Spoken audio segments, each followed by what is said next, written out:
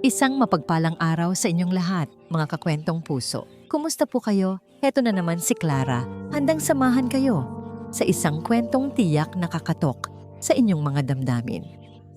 Handa na ba kayong buksan ang inyong mga puso? Madalas nating marinig na blood is thicker than water, na ang lukso ng dugo ay hindi nagsisinungaling. Pero paano kung ang sarili mong mga mata at ang yaman na pinaghirapan mo ang siya mismong bumulag sa katotohanan? Sa kwento natin ngayon, saksihan natin kung paano ang isang ina ay muntik nang mawalan ng lahat dahil lang sa maling akala. Ang tanga-tanga mo, bulag ka ba? Ang sigaw na yon ay bumasag sa marangyang katahimikan ng mansyon. Para bang tumigil ang paghinga ng lahat ng bisita sa loob ng grand ballroom. Sa gitna ng makukulay na ilaw at mamahaling dekorasyon, nakatayo si Doña Maribeth Villanueva. Nanginginig ang mga kamay habang nakatingin sa basag na kristal sa paanan niya. Ang pulang alak ay dahan-dahang kumakalat sa kanyang mamahaling puting gown, parang mantsa ng dugo na hindi maalis-alis. Sa harap niya, nakaluhod sa sahig si Lyra. Nanginginig ang buong katawan ng dalaga. Namumutla ang kanyang muka sa ilalim ng manipis na makeup. Ang suot niyang uniforme ng catering service ay hindi sapat para protektahan siya sa lamig ng aircon at lalo na sa lamig ng tingin ng mga mayayamang nakapaligid sa kanya. "Patawad po, ma'am. Hindi ko po sinasadya. Patawad po." Ang paulit-ulit na bulong ni Lyra. Mabilis niyang pinulot ang mga bubog kahit na alam niyang pwede siyang masugatan. Hindi niya ininda ang hapdi. Mas masakit ang hiya na nararamdaman niya ngayon. Ang kailangan lang niya ay matapos ang gabing ito. Kailangan niya ang sweldo para sa gamot ni Nanay Icing. Lunok-laway siyang yumuko, hindi makatingin sa mga mata ng ginang. "Patawad. Mababayaran ba ng patawad mo ang gown na ito?" Ang boses ni Maribeth ay matalim, puno ng diin sa bawat salita. Ito ang gabi ng ika-25 kaarawan ng anak niyang nawala. At ang bawat pagkakamali ay parang insulto sa kanyang alaala. Alam mo ba kung magkano ito? Isang taong sweldo mo, kulang pa pambayad sa abalang ginawa mo. Yumuko lalo si Lyra, halos humalik na ang noo niya sa sahig. "Sorry po talaga, ma'am. Lilinisin ko po. Ako na po ang bahala." Sa kanyang pagmamadali at pagyuko, ang butones ng kanyang uniforme ay medyo lumuwag. Mula sa loob ng kanyang damit, isang kwintas ang aksidenteng lumawit palabas. Isang lumang kwintas na pilak, may palawit na hugis bituin. Ang pilak ay medyo nangingitim na sa kalumaan, pero kumisla pa rin ito nang tamaan ng ilaw ng chandelier. Natigilan si Maribeth. Ang galit sa kanyang muka ay biglang naglaho, napalitan ng isang ekspresyon na hindi maipinta. Nanlaki ang kanyang mga mata. Ang mundo sa paligid niya ay parang bumagal. Wala siyang naririnig na musika, wala siyang naririnig na bulungan ng mga bisita. Ang tanging nakikita niya ay ang maliit na bituin na nakawit sa leeg ng hamak na serbidorang ito. Ang bituin na yon. Kilala niya ang bituin na yon. 25 taon na ang nakalilipas, iyon ang huling bagay na isinuot niya sa kanyang sanggol bago nilamon ng apoy ang kanilang tahanan. Iyon ang tanging bagay na hindi niya makalimutan. Bakit nasa leeg ng babaeng ito? Bumilis ang tibok ng puso ni Maribeth, parang tambol na dumadagundong sa kanyang dibdib. Pinaghalong pag-asa at takot ang bumara sa kanyang lalamunan. Hindi siya makahinga. Bigla niyang hinablot ang braso ni Lyra ng mahigpit. Napasinghap ang dalaga sa gulat at sakit. Binitawan ni Lyra ang mga bubog na hawak niya. "Ma'am?" Nanginginig na tanong ni Lyra. Takot na takot sa biglaang pagbabago ng aura ng ginang. Hinila ni Maribeth si Lyra patayo. Ang mga mata niya ay nakapako sa kwintas bago tumitig ng diretso at nanlilisik sa mga mata ni Lyra. Ang boses niya ay mababa, pero nakakatakot. Parang kulog bago ang bagyo. "Saan mo nakuha ang kwintas na yan?" Napahawak si Lyra sa kanyang leeg. Protektado ang kaisa-isang bagay na mahalaga sa kanya. "Po? Ito po?" Mas sumigpit ang hawak ni Maribeth. Halos bumaon ang mga kuko niya sa balat ni Lyra. Huwag kang magsinungaling sa akin. Saan mo ninakaw yan? Magnanakaw ka ba? Hindi po. Hindi po ako magnanakaw. Mabilis na umiling si Lyra. Tumutulo na ang mga luha sa kanyang mga mata. Sa kabila ng takot, may tapang sa kanyang boses. Hinawakan niya ng mahigpit ang kwintas. Tila ba ito na lang ang kakampi niya sa mundong yon. Akin po ito, ma'am. Hindi ko po alam kung saan galing. Pero simula pa nung sanggol ako, suot ko na to. Ito lang po ang meron ako. Ito lang po ang alaala ng tunay kong mga magulang. Natigilan si Maribeth. Ang mga salitang yon ay parang bombang sumabog sa kanyang pandinig. Sanggol? Tunay na magulang? Bumitaw siya sa pagkakahawak sa braso ni Lyra para bang napaso siya. Umatras siya ng isang hakbang. Ang kanyang mga mata ay hindi maalis sa mukha ng dalaga. Tinitigan niya ang mga mata ni Lyra, mga matang puno ng luha, takot at pamilyar na lungkot. Posible kaya? Matapos ang 25 taon? Tita Beth. Isang matinis na boses ang bumasag sa tensyon. Mabilis na lumapit si Selena, ang pamangkin ni Maribeth. Suot ang isang eleganteng pulang gown. Hinawakan niya sa balikat ang kanyang tiyahin. Ang muka ay puno ng pag-aalala. Pero ang mga mata ay matalim na nakatingin kay Lyra. Tita, anong nangyayari dito? Pinagtitinginan na tayo ng mga bisita. Nakakahiya. Bulong ni Selena. Pero sapat para marinig ni Lyra. Bumaling si Selena sa dalaga. Ang boses ay nagbago. Naging malamig at mataray. Ikaw, umalis ka na sa harapan namin. Bago pa kita ipakaladkad sa security. Look at what you did to Tita's dress. Get out. Pero ma'am. Akmang magpapaliwanag pa sana si Lyra. Alis! Sigaw ni Selena. Napayuko si Lyra. Pinunasan niya ang kanyang luha gamit ang likod ng kanyang palad. Wala siyang laban. Siya lang naman ang hamak na server. Mabilis siyang tumalikod at tumakbo palabas ng ballroom, bitbit ang bigat ng kahihiyan. Naiwan si Maribeth na nakatulala sa kawalan habang sinusundan ng tingin ang papalayong figura ni Lyra. Ang puso niya ay parang pinipiga. Gusto niyang habulin ang babae. Gusto niyang itanong kung saan siya nakatira, kung sino ang nagpalaki sa kanya. Pero nanigas ang kanyang mga paa. Paano kung nagkakamali lang siya? Paano kung isa na naman itong panloloko? Ilang beses na ba siyang umasa at nabigo noon? Napansin ni Maribeth na may nakasabit na isang hibla ng mahabang buhok sa butones ng kanyang manggas. Buhok ni Lyra na sumabit noong hinablot niya ito kanina. Dahan-dahan, nanginginig ang mga daliri. Kinuha ni Maribeth ang hibla ng buhok. Hinawakan niya ito ng mahigpit, parang isang ginto. Tita, are you okay? Ipapatawag ko ba ang driver? Ang kapal ng mukha ng babaeng yon. Sunod-sunod na sabi ni Selena habang pilit na inaayos ang damit ni Maribeth. Hindi sumagot si Maribeth. Ibinulsa niya ang hibla ng buhok sa kanyang clutch bag.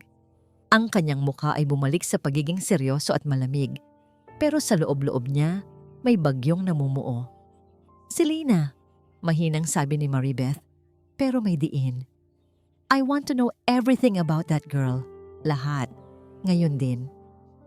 Sa likod ng mapag-alalang ngiti ni Selena, dumaan ang isang anino ng takot.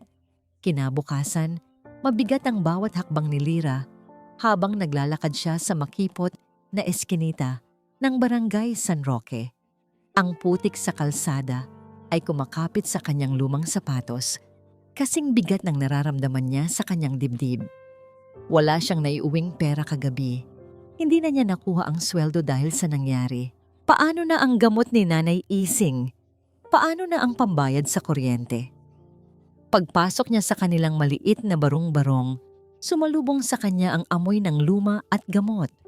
Sa isang sulok, nakahiga sa manipis na banig si Nanay Ising, payat na payat at ubo ng ubo. Anak, Lyra, mahinang tawag ng matanda. Nakauwi ka na pala. Agad na lumapit si Lyra.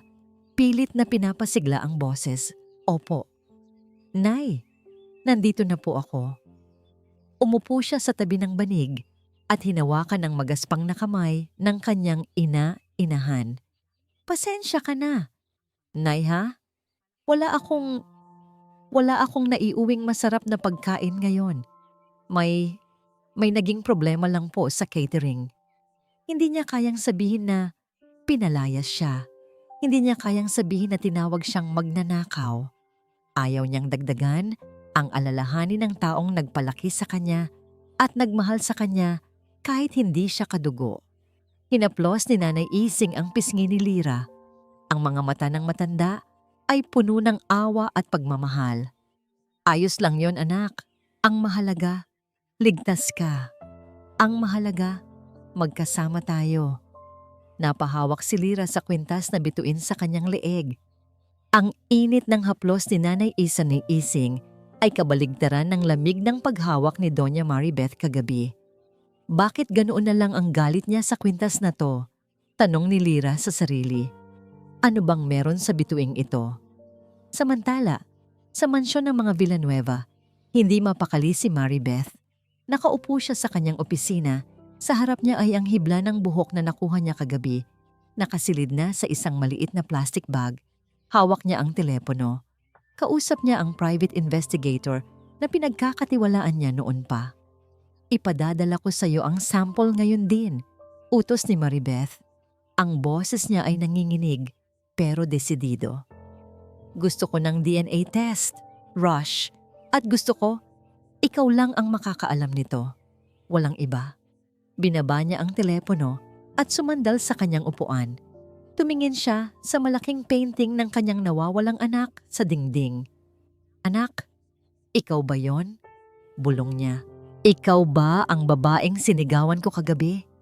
Hindi niya alam. Sa labas ng pinto ng kanyang opisina, nakatayo si Selena. Nakadikit ang tenga nito sa pinto, nakikinig sa bawat salita. Nanlaki ang mga mata ni Selena. Napahawak siya sa kanyang bibig para pigilan ang mapasinghap. DNA test. Kapag nagtugma ang DNA, tapos na ang lahat. Mawawala sa kanya ang kumpanya. Mawawala sa kanya ang yaman. Mawawala ang atensyon ni Tita Beth na matagal na niyang pinaghihirapan. Magiging ampon na lang ulit siya sa paningin ng lahat. Hindi, bulong ni Selena sa sarili. Ang takot sa kanyang mukha ay unti-unting napalitan ng isang madilim na desisyon. Hindi ako papayag. Akin ang pamilyang ito. Akin lang. Dahan-dahang umalis si Selena mula sa pinto. Ang kanyang mga takong ay walang ingay sa makapal na carpet. Kinuha niya ang kanyang cellphone at nag-dial ng isang numero. Hello? Doc? Si Selena to. May kailangan akong ipagawa sa'yo. At babayaran kita ng higit pa sa inaakala mo. Madilim ang sulok ng parking lot kung saan nakaparada ang sasakyan ni Selena. Pasulyap-sulyap siya sa paligid bago ibinaba ang bintana ng kotse ng kaunti. Isang lalaking naka-lab coat ang lumapit. Si Dr. Reyes, ang head ng laboratorio na pinagdalhan ng sample ni Maribeth. Sigurado ka bang walang makakaalam nito? Mariing tanong ni Selena. Inabot niya ang isang makapal na brown envelope. Kinuha ng lalaki ang envelope at sinilip ang laman. Napangiti ito nang makita ang kapal ng pera. Huwag kang mag-alala, Miss Selena. Ako mismo ang nag-process. Ang resulta na makakarating kay Doña Maribeth ay ang gusto mong makita niya. Negative. Percent probability. Napangisi si Selena. Isang nangiting walang bahid ng saya, kundi purong lason. Good. Siguraduhin mo lang, Doc. Dahil kung hindi, alam mo ang kaya kong gawin sa lisensya mo. Pinaandar na ni Selena ang sasakyan at mabilis na umalis. Habang nagmamaneho pabalik ng mansyon, tumingin siya sa rearview mirror. Hindi mo ako mapapalitan, Lyra. Bulong niya sa sarili. Hinding-hindi. Samantala, sa barong-barong, abot tenga ang nangiti ni Lyra. Kakatapos lang niyang ibaba ang tawag mula sa mayordoma ng mga Villanueva. Nay amazing! Masiglang tawag ni Lyra habang naghahanda ng mainit na tubig. May himala pong nangyari. Tumawag ang mansyon. Pinapapunta po ako ulit ngayon. Ibibigay daw po yung sweldo ko kagabi. At may dagdag pa daw na tulong mula kay Ma'am Maribeth. Napadilat si Nanay Ising. Bagamat hirap na hirap, ay napangiti rin. Talaga anak? Mabait naman pala ang Donya. Opo, Nay. Sabi ko na nga ba, nadala lang siya ng galit kagabi. Puno ng pag-asa ang boses ni Lira. Nagbilang siya ng barya mula sa kanyang pitaka. Sakto, dadaan ako sa kanto, bibili ako ng paborito mong arroz caldo sa karinderya ni Aling Nena. Pagbalik ko, may pambili na tayo ng antibiotic mo. Nagmamadaling nag-ayos si Lira. Isinuot niya ang kanyang pinakamaayos na damit. Isang simpleng t-shirt at maong nakupas na pero malinis. Dala ang kanyang lumang tote bag na punit na ang strap. Hinalikan niya sa noo si Nanay Ising. Babalik ako agad. Nay, kapit lang po.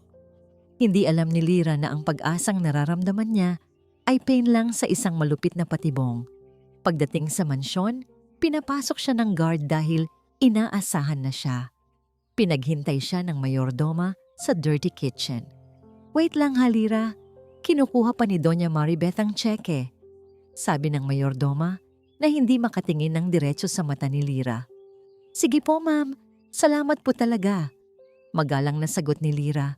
Naupo siya sa isang bangkito, yakap-yakap ang kanyang bag.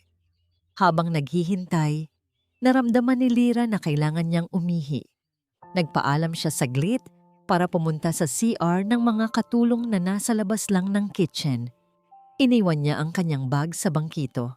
Tiwala naman siya. Nasa loob siya ng isang mayamang bahay. Sino ba naman ang magkaka-interes sa gamit ng isang mahirap? Iyon ang pagkakataong hinihintay ni Selena.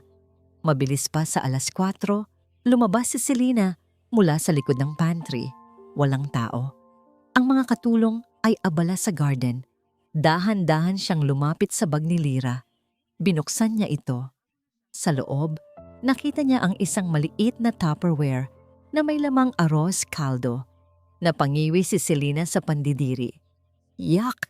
Ang baho. Kinuha niya mula sa kanyang bulsa ang isang makinang na bagay. Ang paboritong diamond watch ni Maribeth. Nagkakahalaga ng milyon-milyong piso. Walang pag-aalinlangan. Isiniksik ni Selena ang relo sa ilalim ng mga gamit ni Lira sa tabi ng mainit na arroz caldo. Isinara niya ang bag at mabilis na naglaho pabalik sa main house. Sakto namang pagbalik ni Lira, magaan ang pakiramdam. Hindi alam na may bomba na sa loob ng kanyang bag. Ilang sandali pa, dumating si Doña Maribeth sa kitchen. Mukha itong pagod at balisa. Hawak nito ang isang puting envelope. Ang sweldo ni Lira. Gusto sanang magtanong ni Maribeth. Gusto niyang tanungin si Lira tungkol sa nakaraan nito. Pero bago pa siya makapagsalita, biglang tumunog ang kanyang cellphone. Tumibok ng mabilis ang puso ni Maribeth. Ito na. Ang resulta ng DNA test. Sinagot niya ang tawag. Hello? Doc? Nakatahimik lang si Lira sa isang tabi. Hinihintay na matapos ang tawag ng Donya. Hawak ang kanyang bag ng mahigpit. Doña Maribeth? Boses ni Dr. Reyes sa kabilang linya. Nasa akin na po ang resulta. I'm sorry to tell you this, pero negative po. Walang match. 0%. Parang binuhusan ng malamig na tubig si Maribeth. Nanlambot ang kanyang tuhod. Ang pag-asang nabuo sa puso niya kagabi ay biglang gumuho. Negative. Hindi niya anak ang babaeng ito. Tumingin si Maribeth kay Lira. Ang awa sa kanyang mga mata ay unti-unting napalitan ng pait. Kung hindi niya anak ito, ibig sabihin nagkataon lang ang kwintas? O baka ninakaw nga talaga? Sa eksaktong sandaling iyon, isang malakas na sigaw ang umalingaw-ngaw mula sa sala. Tita Beth, tulong! Hinihingal na tumakbo si Selena papasok sa kitchen, umaarte na parang naiiyak. Tita, yung diamond watch mo, yung bigay ni Tito, nawawala sa kwarto. Hinanap ko na lahat. Wala. Nagbago ang timpla ng mukha ni Maribeth. Ano? Tumingin si Selena kay Lyra at itinuro ito ng nanginginig na daliri. Siya. Siya lang ang tagalabas na pumasok dito ngayon. Nakita ko siyang galing sa hallway kanina. Hindi po. Wala po akong kinukuha. Depensa agad ni Lyra. Nanlaki ang mga mata sa gulat. Niyakap niya ang kanyang bag. Kung wala kang tinatago, sigaw ni Selena na lumapit at hinablot ang bag ni Lyra. Bakit ayaw mong ipakita ang laman ng bag mo? Wag po. Pagkain lang po yan. Sigaw ni Lyra. Pilit na inaagaw ang bag. Nag-agawan sila. At sa gitna ng kanilang hilahan, bumukas ang bag. Tumilapon ang laman nito sa sahig. Ang Tupperware ng arroz caldo ay tumalsik at bumukas. Kumalat ang mainit na lugaw sa makintab na sahig ng kitchen.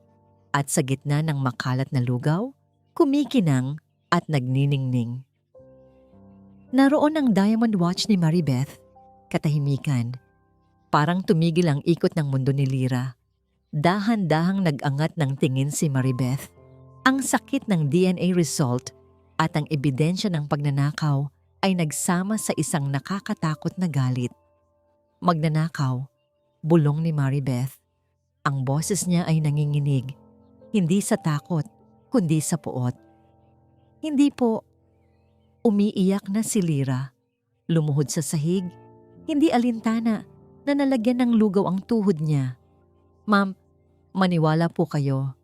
Hindi ko po alam kung paano napunta yan dyan. Lumapit si Maribeth kay Lyra. Isang malakas na sampal ang dumapo sa pisngi ng dalaga. Pak! Nanlamig ang buong katawan ni Lyra. Ang hapdi sa kanyang pisngi ay gumagapang papunta sa kanyang puso, pero mas masakit ang tingin na ibinabato sa kanya ni Doña Maribeth. Parang hindi ito ang babaeng nakitaan niya ng lungkot kagabi. Ang nasa harap niya ngayon ay isang halimaw na nasugatan at handang manakit para protektahan ang sarili. Ma'am, hindi po. Hikbi ni Lyra. Hawak ang pisngi niyang namumula. Tumigil ka! Sigaw ni Maribeth. Nanginginig ang kanyang mga daliri habang dinuduro si Lyra. Akala ko iba ka. Akala ko may espesyal sa'yo. Pero gaya ka rin pala nila. Isang oportunista. Ginamit mo pa ang alaala ng anak ko para makapasok sa bahay na to. Napakunot ang noo ni Lyra. Nalilito sa gitna ng kanyang iyak. Anak, hindi ko po kayo maintindihan. Huwag ka nang magmaang-maangan. Sabad ni Selena na nakatayo sa likod ni Maribeth, may ngisi ng tagumpay na pilit itinatago sa likod ng pekeng pag-aalala. Kitang-kita ng dalawang mata ko. Nasa bag mo ang relo. Ano? Sasabihin mo bang nalaglag lang yan dun habang nagluluto ka ng... Ano ba yung basura na yan? Lugaw? Tiningnan ni Selena ang natapong arroz caldo sa sahig na humalo sa mamahaling relo. Kadiri, binababoy mo ang bahay namin. Selena, tumawag ka ng pulis. Utos ni Maribeth. Ang boses ay matigas pa sa bato. Wag po. Ma'am, parang awa niyo na. Napaluhod si Lyra at kumapit sa laylayan ng damit ni Maribeth. May sakit po ang nanay ko. Hinihintay niya po ako. Hindi po ako pwedeng makulong. Wala po siyang kasama. Sa pagbanggit ng nanay, parang lalong nag-apoy ang galit ni Maribeth. Naalala niya ang resulta ng DNA. Negative. Ang babaeng ito ay may ibang ina at ginagamit lang ang kwintas para lokohin siya. Hinablot ni Maribeth ang kanyang damit mula sa pagkakakapit ni Lyra. Dumukot siya sa kanyang bag. Naglabas siya ng isang makapal na bundle ng pera. Mga lilang papel na tig-1,000. Pera ba?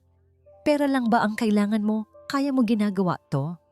Bago pa makasagot si Lyra, inihagis ni Maribeth ang pera sa mukha niya. Nagliparan ang mga papel na pera sa ere. Bago dahan-dahang bumagsak sa sahig, sa ibabaw ng natapong arroz caldo, sa ibabaw ng putik, sa sapatos ni Lyra. Ayan! Sigaw ni Maribeth. Halos mapaos na. Ayan ang gusto mo. 'Di ba? Bayad ko na yan sa oras na sinayang ko sa'yo. Bayad ko na yan sa pagpapanggap mo. Kunin mo at lumayas ka sa pamamahay ko. Huwag na huwag ka nang magpapakita sa akin kahit kailan. Natahimik ang buong kusina. Ang tanging naririnig lang ay ang pagpatak ng ulan sa labas ng bintana na biglang bumuhos, sumasabay sa bigat ng eksena. Dahan-dahang pinulot ni Lyra ang kanyang sarili mula sa sahig. Ang mga luha sa kanyang mata ay tumigil sa pagtulo. Napalitan ito ng isang bagay na mas matibay. Prinsipyo. Tiningnan niya ang mga pera sa sahig. Isang buwan na sweldo iyon. Sapat na pambili ng maraming gamot. Sapat na pambayad sa utang. Pero tiningnan niya si Maribeth sa mata. Diretso. Walang takot. Tumayo si Lyra. Pinagpag niya ang dumi sa kanyang tuhod. Kinuha niya ang kanyang bag na wala ng laman, kundi ang Tupperware na basag. Hindi niya pinulot ang pera, kahit isang kusing. Ma'am Maribeth, ang boses ni Lyra ay mahina pero buo. Mahirap lang po ako. At opo, kailangan ko ng pera. Pero hindi ko po pupulutin ang perang ipinatapon niyo sa akin na parang basura dahil hindi po ako basura. Natigilan si Maribeth. Hindi niya inaasahan ang sagot na yon. Ang relo niyo po. Alam ng Diyos na hindi ko kinuha iyan. At yung sinasabi niyong ginamit ko ang anak niyo. Wala po akong alam doon. Ang arroz caldo na natapon sa sahig. Para po sana yan sa nanay ko. Yan lang po ang kaya kong ibigay. Pero galing po yan sa marangal na paraan. Huminga ng malalim si Lyra. Pinipigilan ang pagbasag ng boses niya. Salamat na lang po sa tulong sana. Aalis na po ako. Tumalikod si Lyra at naglakad palabas. Iniwan niya ang pera, ang relo at ang natapong lugaw sa makintab na sahig ng mga Villanueva. Naiwan si Maribeth na nakatayo. Habol ang hininga. Tinitigan niya ang perang nagkalat sa sahig. Bakit? Bakit hindi niya kinuha? Kung manloloko siya, bakit iniwan niya ang pera? Drama lang yan, tita. Strategy nila yan. Bulong ni Selena. Pero sa pagkakataong ito, hindi na sumagot si Maribeth. May kung anong kirot sa dibdib niya na hindi niya maipaliwanag. Sa labas, bumubuhos ang malakas na ulan.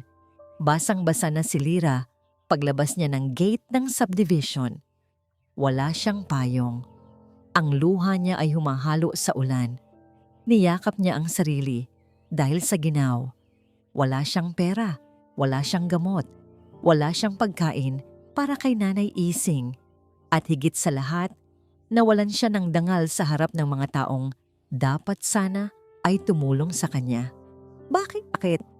Sigaw ni Lyra sa langit. Ang boses niya ay nilunod ang kulog. Bakit niyo po ako pinapahirapan ng ganito? Wala naman akong ginawang masama. Naglakad siya, pasuray-suray. Ang gutom, pagod, at sama ng loob ay nagsabay-sabay. Dumilim ang paningin niya. Ang mga ilaw ng poste ay parang umiikot. Sa gitna ng madulas na kalsada, bumigay ang mga tuhod ni Lyra. Bumagsak siya sa aspalto. Ang kanyang kamay ay nakakuyom pa rin sa strap ng kanyang bag. Wala nang tao sa kalsada. Madilim. Malamig. Ilang sandali pa, may dalawang liwanag na papalapit. Isang sasakyan. Huminto ang kotse ilang metro mula sa nakahandusay na katawan ni Lyra. Bumukas ang pinto at isang lalaki ang mabilis na bumaba. May dalang payong. Miss! Tumakbo ang lalaki palapit kay Lyra. Nang itapat niya ang ilaw ng cellphone sa mukha ng dalaga para tingnan kung may malay pa ito, natigilan siya. Nakita niya ang kwintas na nakawit sa leeg ni Lyra. At nang buhatin niya ito para isakay sa kotse, nahawi ang damit sa likod ng balikat ng dalaga. Sa ilalim ng ilaw ng kidlat, nakita ng lalaki, si Dr. Joel Ramirez, ang isang balat sa likod ni Lyra. Isang birthmark na hugis bituin. Napahawak si Dr. Joel sa kanyang dibdib. Kilala niya ang markang ito. Hindi siya pwedeng magkamali. Diyos ko! Bulong ni Dr. Joel habang buhat-buhat ang walang malay na si Lyra. Buhay ka! Ang tunog ng ulan sa bubong ng kotse ay parang mga bato na bumabagsak. Sa loob ng lumang sedan ni Dr. Joel, dahan-dahang iminulat ni Lyra ang kanyang mga mata. Malabo ang kanyang paningin. Ang una niyang naramdaman ay ang init ng heater ng sasakyan na tumatama sa basang-basa niyang balat. "Gising ka na, iha!" Isang boses ng matanda ang nagsalita. Malumanay, may halong pag-aalala. Napabalikwas si Lyra. "Nasaan ako? Sino po kayo?" "Doc Joel, doktor ako," sagot ng lalaki habang nakatuon ang mata sa madulas na daan. "Nakita kitang nakahandusay sa kalsada. Dadalhin sana kita sa ospital." "Pero, ospital?" Nanlaki ang mata ni Lyra. "Wag po. Wala po akong pambayad. At si nanay, kailangan ko pong umuwi. Hinihintay ako ni Nanay Ising." Nagpupumiglas si Lyra na buksan ang pinto kahit umaandar ang sasakyan. "Sandali, kumalma ka." Pigil ni Doc Joel. "Hindi kita dadalhin kung saan mo ayaw. Sabihin mo sa akin ang address mo. Ihahatid kita." Ibinigay ni Lyra ang address, Barangay San Roque, looban. Habang nagmamaneho, pasulyap-sulyap si Doc Joel sa rearview mirror. Nakatingin siya sa balikat ni Lyra. Natatakpan na ito ngayon ng damit, pero ang imahe ng bituing balat na nakita niya kanina ay nakaukit na sa utak niya. Posible kaya? Tanong niya sa sarili. Ang batang yon, buhay? Huminto ang sasakyan sa bungad ng isang masikip na eskinita. Hindi na makapasok ang kotse. Putik, basura, at dikit-dikit na mga bahay na gawa sa yero at plywood ang sumalubong sa kanila. "Dito ka nakatira?" tanong ni Doc Joel. Hindi makapaniwala na ang batang may suot na kwintas na pilak ay nakatira sa ganitong lugar. "Opo. Salamat po, Doc." Nagmamadaling bumaba si Lyra. "Kailangan ko na pong puntahan ang nanay ko." Hindi umalis si Doc Joel. Kinuha niya ang kanyang medical bag at payong at sumunod kay Lyra. "Sasama ako. Sabi mo may sakit ang nanay mo. Baka makatulong ako." Tumakbo si Lyra sa ibabaw ng mga kawayang tulay na medyo gumigewang. Kabisado niya ang bawat butas, bawat liko. Pagdating sa tapat ng kanilang barong-barong, narinig niya agad. Ang ubo. Malalim. Tuyo. Parang nanggagaling sa kailaliman ng baga. "Nay!" Binuksan ni Lyra ang pinto na gawa sa plywood. Madilim sa loob. Tanging isang aandap-andap na bumbilya lang ang nagbibigay liwanag. Nakahiga si Nanay Ising sa banig. Mas payat siya kaysa kaninang umaga. Ang kanyang balat ay parang papel na sa nipis. "Lyra? Anak?" Bulong ni Nanay Ising. Pilit niyang inaabot ang kamay ni Lyra. Lumuhod si Lyra sa tabi ng banig. Basang-basa pa rin siya, nanginginig sa ginawat takot. Hinawakan niya ang kamay ng kanyang ina-inahan.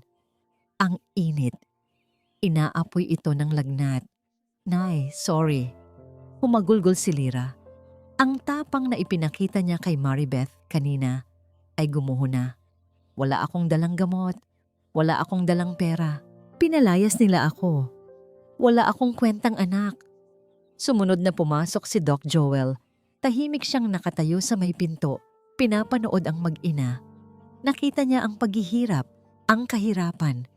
Pero nakita rin niya ang isang bagay na wala sa mansyon ng mga Villanueva.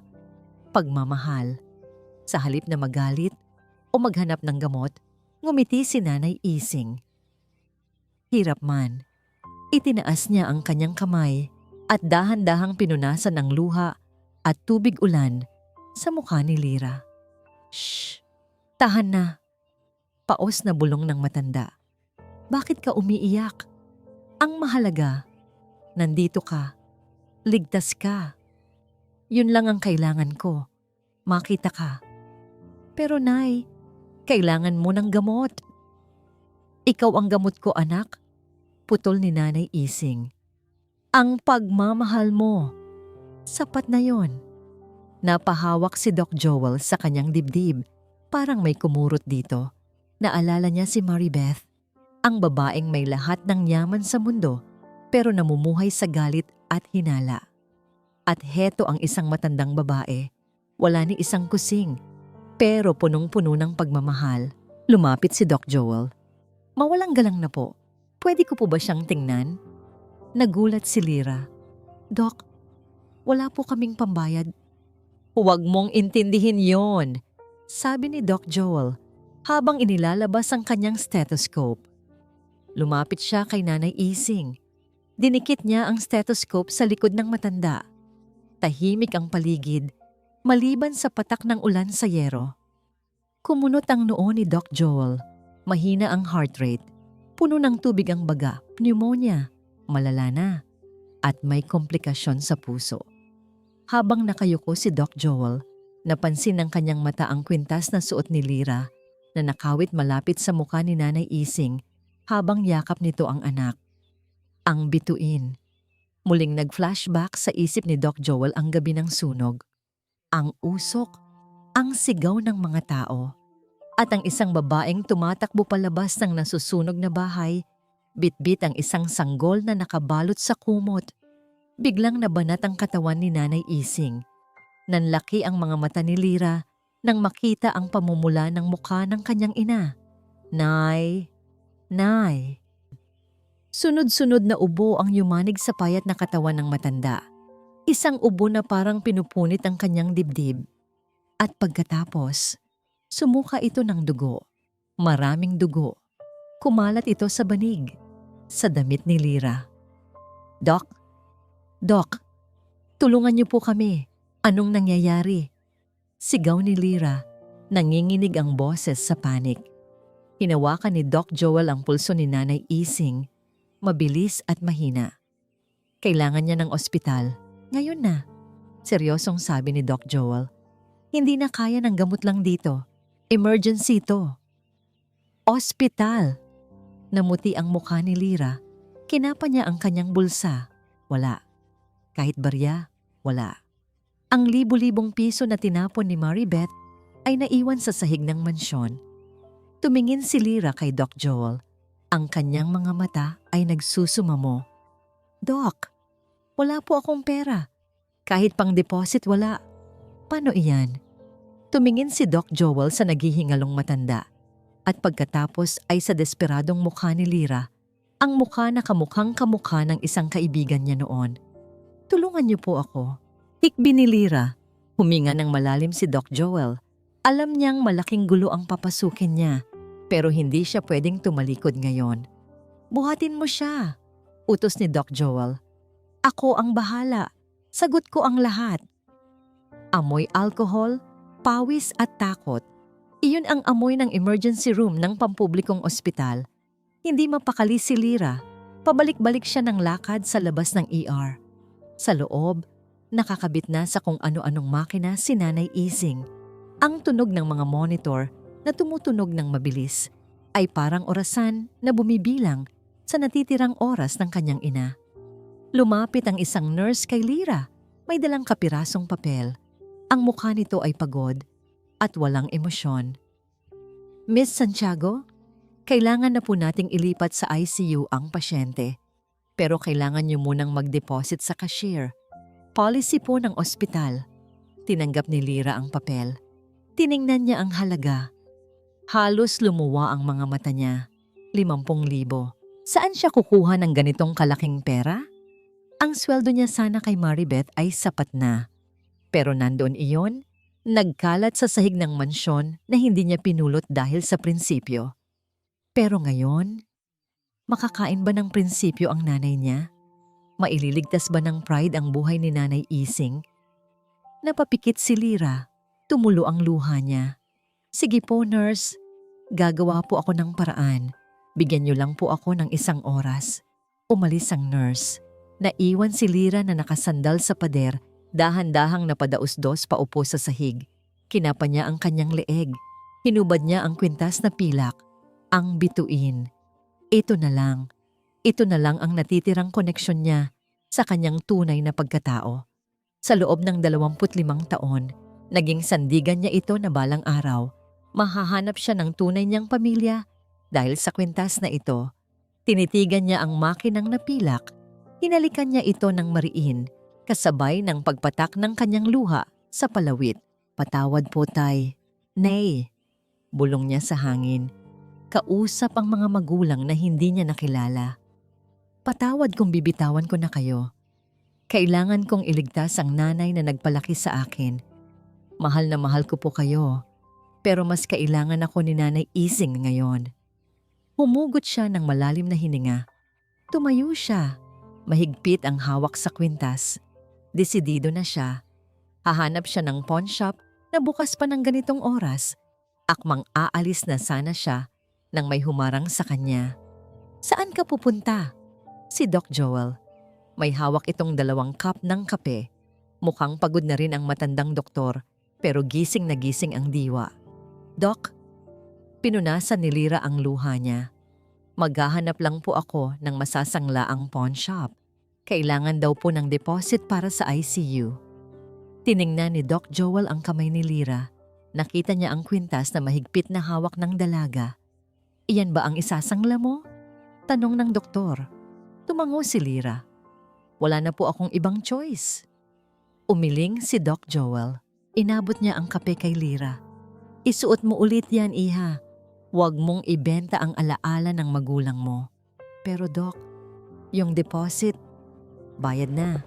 Simpleng sagot ni Doc Joel. Galing ako sa cashier. Nakasettle na ang bill at nailipat na si Nanay Ising sa ICU. Stable na siya ngayon. Nanlaki ang mga mata ni Lyra. Nabitawan niya ang kwintas pero mabilis itong nasalo ni Doc Joel bago tumama sa sahig. Di Doc? Pero bakit? Napahagulgol si Lyra. Lumuhod siya sa harap ng doktor at niyakap ang mga tuhod nito. Salamat po. Maraming salamat po. Hindi ko po alam kung paano kayo babayaran. Magtatrabaho po ako habang buhay. Bayaran ko lang kayo. Itinayo siya ni Doc Joel. Tumayo ka dyan, Lyra. Hindi mo kailangang lumuhod. Habang inaabot ni Doc Joel ang kwintas pabalik kay Lyra, natigilan siya. Sa ilalim ng fluorescent light ng ospital, nakita niyang maigi ang likod ng palawit. May maliliit na inisyal na nakaukit dito. Halos burado na, pero nababasa pa. MV, Maribeth Villanueva. Parang kuryenteng dumaloy sa katawan ni Doc Joel. Ang mga alaala noong gabing iyon, ang apoy, ang usok, ang kaguluhan, ay bumalik ng malinaw. Flashback. 25 taon na ang nakakaraan. Ang batang resident doctor na si Joel ay nasa site ng sunog. Isang babaeng duguan at sunog ang damit ang tumatakbo papalapit sa ambulansya.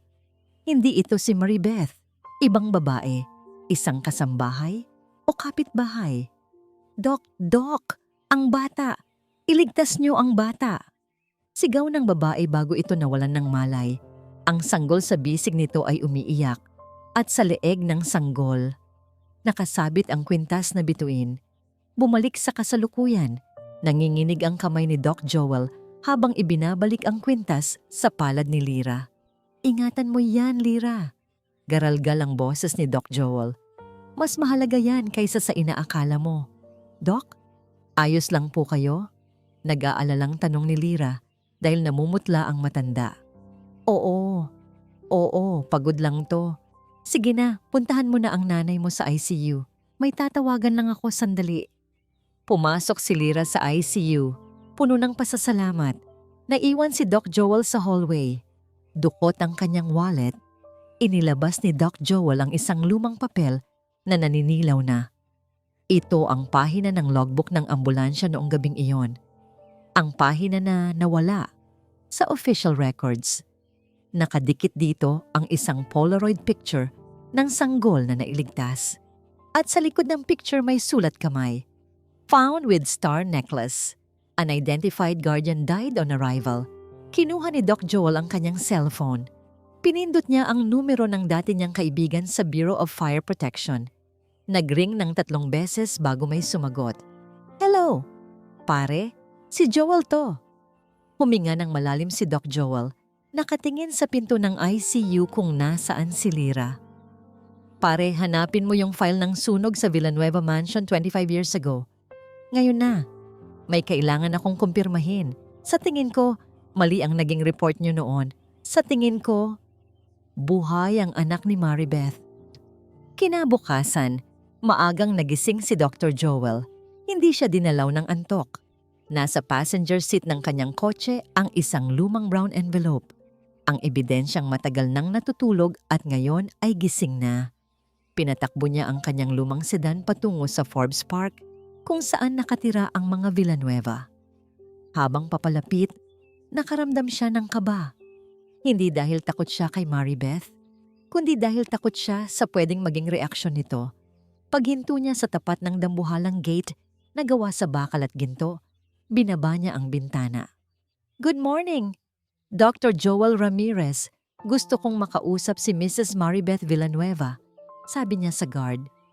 "May appointment po ba, sir?" Tanong ng guard tinitingnan ang lumang sasakyan ni Joel na parang hindi bagay sa lugar na yon. "Wala, pero sabihin mo, tungkol ito sa anak niya. Sa anak niyang nawala noong sunog." Nagbago ang mukha ng guard. Mabilis itong tumawag sa intercom. Sa loob ng mansion, nasa garden si Selena. Nag-aalmusal habang nagbabasa ng magazine. Narinig niya ang tawag ng guard sa radyo ng mayordoma. "Ma'am, may Dr. Ramirez daw po sa gate. Tungkol daw po sa sunog at sa anak ni Doña Maribeth." Nabitawan ni Selena ang hawak niyang tasa ng kape. Klang! Tumapon ang mainit na kape sa mesa. "Ako na," mabilis na sabi ni Selena sa mayordoma.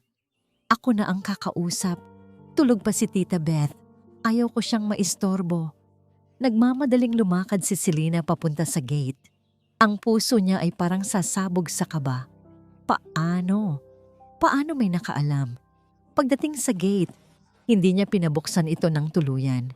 Lumabas siya sa maliit na pinto at hinarap si Dr. Joel. Nakataas ang kilay, suot ang kanyang peke at matamis ng ngiti. "Good morning, Doc. I'm Selena, pamangkin ni Tita Beth. I'm sorry, but Tita is not feeling well. Hindi siya tumatanggap ng bisita ngayon." Tinitigan ni Joel si Selena. Kilala niya ang mga ganitong klase ng tao. Maganda sa labas, pero may tinatago sa loob. "Miss Selena," seryosong sabi ni Joel, "hindi ako pumunta dito para makipagtsismisan. Importante ito. Buhay ng tao ang nakasalalay dito. Kailangan kong makausap ang tiyahin mo." Tulad ng sabi ko, tumigas ang boses ni Selena. Nawala ang ngiti. "She is resting. At kung tungkol lang ito sa mga scams o kwento-kwento tungkol sa pinsan kong patay na, pwede ba? Umalis na kayo. Ilang beses na kaming naloko ng mga katulad nyo." Akmang tatalikod na si Selena nang magsalita si Joel ng malakas. "Alam ko ang tungkol sa kwintas. Alam ko ang tungkol sa DNA na minanipula. At alam ko na ang batang babaeng pinalayas nyo noong isang gabi ay ang tunay na tagapagmana ng bahay na ito." Naniga si Selena. Dahan-dahan siyang lumingon. Ang mukha niya ay namumutla. Parang nakakita ng multo. Anong pinagsasabi mo?" Nauutal na tanong ni Selena. Lumapit si Joel sa rehas ng gate. "Sabihin mo sa kanya, babalik ako. At sa susunod, hindi lang ako basta kakatok. Kasama ko na ang mga pulis at ang media. Hindi mo maitatago ang baho ng kasinungalingan habang buhay, iha." Sumakay si Joel sa kanyang kotse at pinaharurot ito paalis. Naiwan si Selena na nanginginig sa galit at takot. Ang mga kamay niya ay nakakuyom ng mahigpit hanggang sa bumao ng kuko sa palad. Bumalik siya sa loob ng mansion. Dumiretso siya sa powder room sa first floor. Sinarado niya ang pinto at nilock. Humarap siya sa salamin. Nakita niya ang kanyang refleksyon. Maganda, mayaman. Pero sa likod ng mga mata niya, nakita niya ang batang hamak na dating inaapi-api bago siya kupkupin ni Maribeth. "Hindi!" bulong niya sa salamin. "Hindi ako babalik sa hirap. Hindi ako papayag na agawin ng basurang yun ang lahat sa akin."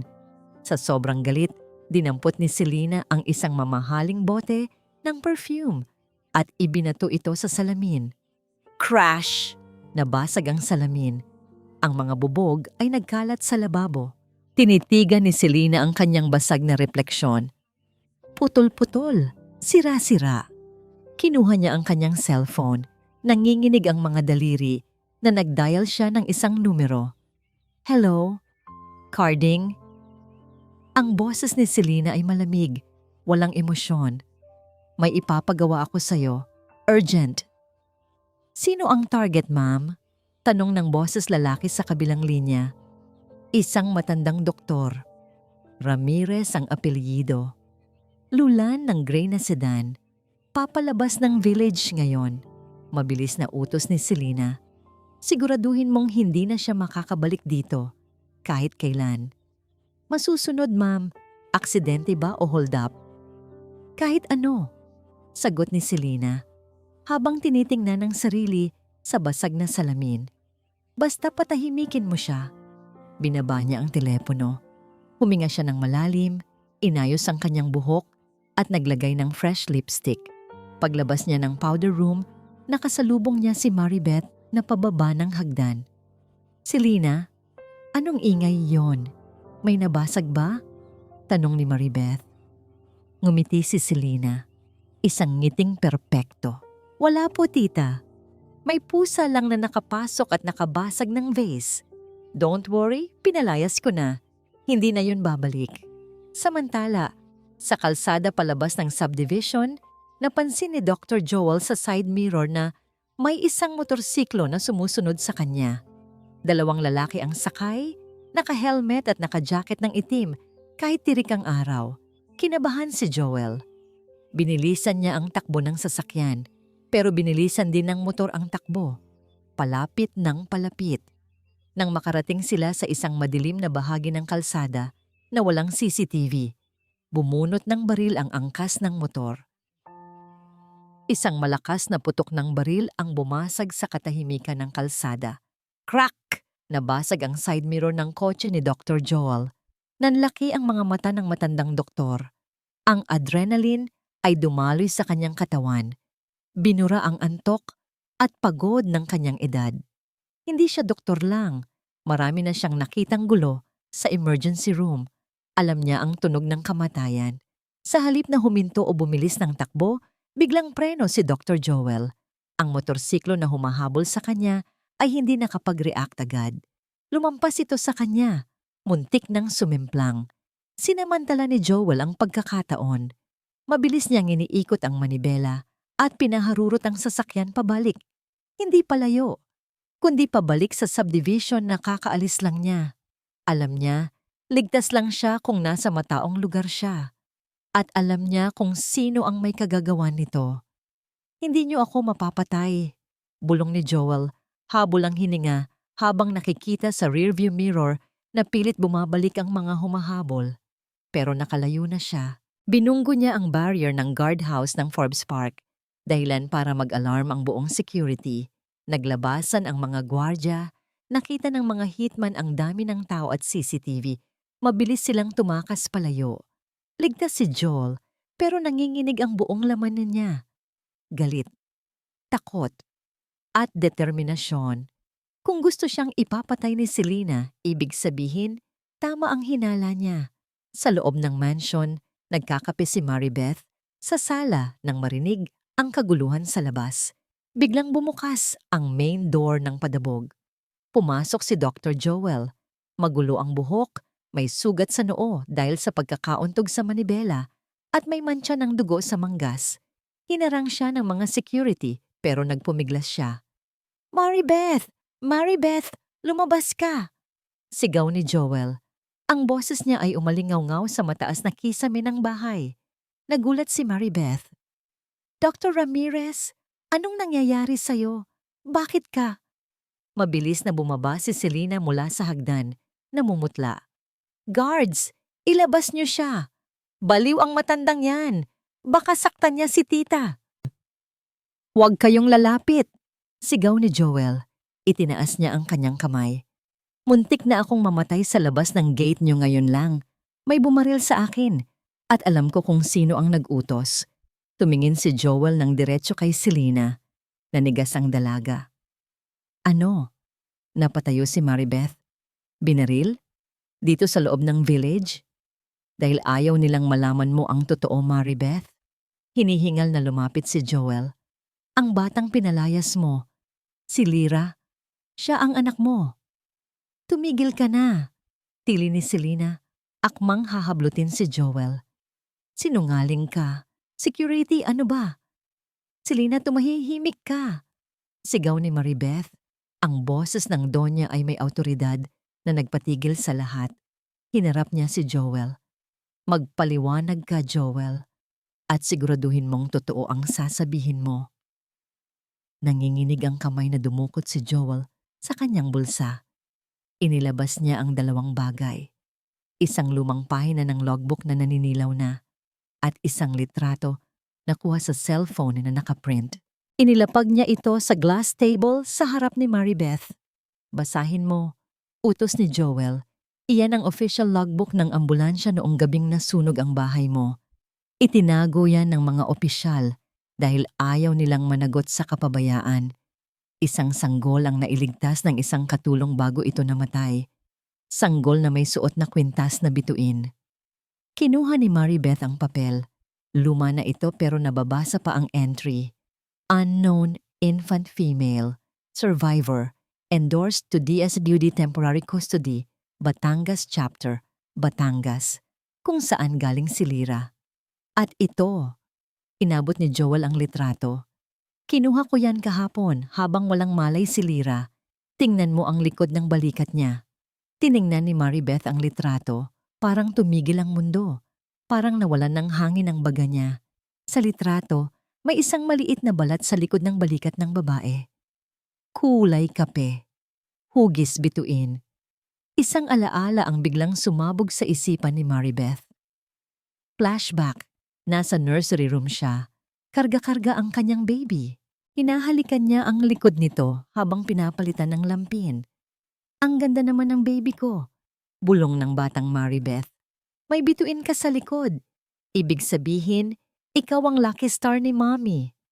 Hinalikan niya ang mismong pwesto kung nasaan ang balat. Bumalik sa kasalukuyan. Nang hina ang mga tuhod ni Maribeth, napaupo siya sa sofa, hawak ang litrato sa kanyang dibdib. Tumulo ang luha sa kanyang mga mata nang hindi niya namamalayan.